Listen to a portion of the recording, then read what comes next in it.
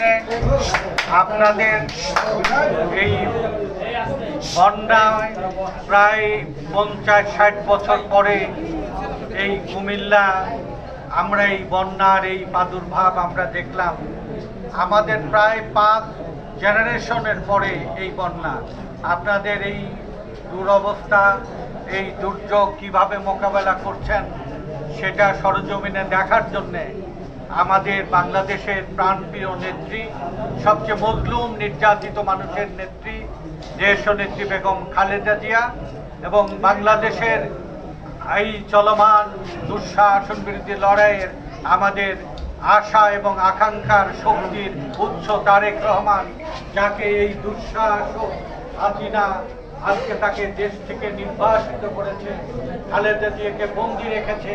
খালেদা জিয়া তারেক রহমানের নেতৃত্বে 18 বছর ধরে আমরা লড়াই করে হাসিনার দুঃশাসন এবং ফ্যাসিবাদের পতন ঘটানোর পরে হাসিনা পালিয়ে গেছে ভারতে, তার দাদার বাড়িতে।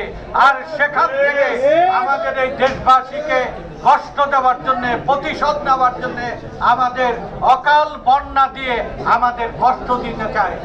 আর তারেক রহমান খালেদা জিয়া দেশবাসীর পাশে, সরকারের সাথে সাথে আমরা মিলিতভাবে আজকে দেখেন সেই নিভৃত গ্রামের পল্লীর মানুষও, দরিদ্র মানুষ, রিক্সাওয়ালা, শ্রমিক, গরিব মানুষ, ব্যবসায়ী সবাই সাহায্য নিয়ে হাজির হয়েছে বিপদগ্রস্ত মানুষের জন্য।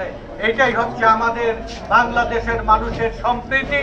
ভারতবাসীর চাইতে বাংলাদেশের মানুষের দরদ বেশি।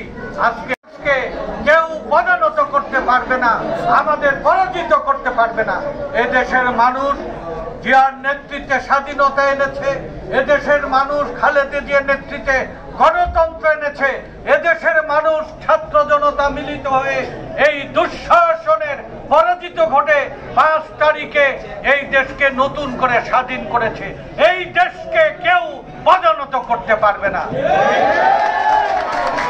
আপনাদের কাছে আমরা তারেক রহমান খালেদা জিয়ার সালাম নিয়ে হাজির হয়েছি।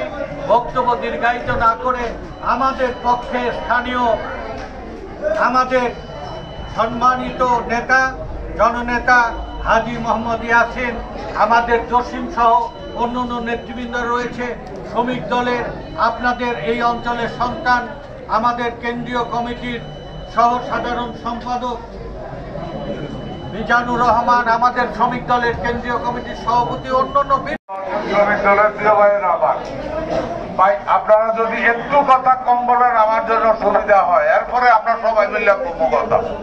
প্রিয় ভাইয়েরা, আমরা এখানে আছি, আপনারা জানেন এই বন্যা কেন হয়েছে, তাও আপনারা জানেন। আমাদের অতি পীড়িতের বন্ধুরা ফানি ছেড়ে এই বন্যাটা করাইছে নাও। তারার বিচার আল্লাহ করবো, আমরাও শক্ত হয়ে লই, আমরাও আগামী দিনে করলাম। এখন বানবাসী মানুষদেরকে রক্ষা করতে হবে, সবাই কাঁধে কাঁধ মিলাইয়া কাজ করতে হবে। নির্দেশ দিয়েছে কে? তারেক রহমান। এই নির্দেশের কারণে সারা দেশের মানুষ প্রাণ নিয়ে ঝাঁপাইয়া পড়ছে, আপনাদের পাশে আসছে, আপনাদের পাশে এই দুঃসময় আসতে পারছি। এই জন্য আল্লাহর কাছে শুকরিয়া আদায় করি, দোয়া করি আল্লাহ যেন যত দ্রুত সম্ভব এই বন্যা শেষ হয়ে যায়। আমরা আপনাদের পাশে অতীতও ছিলাম, এখনো আছি।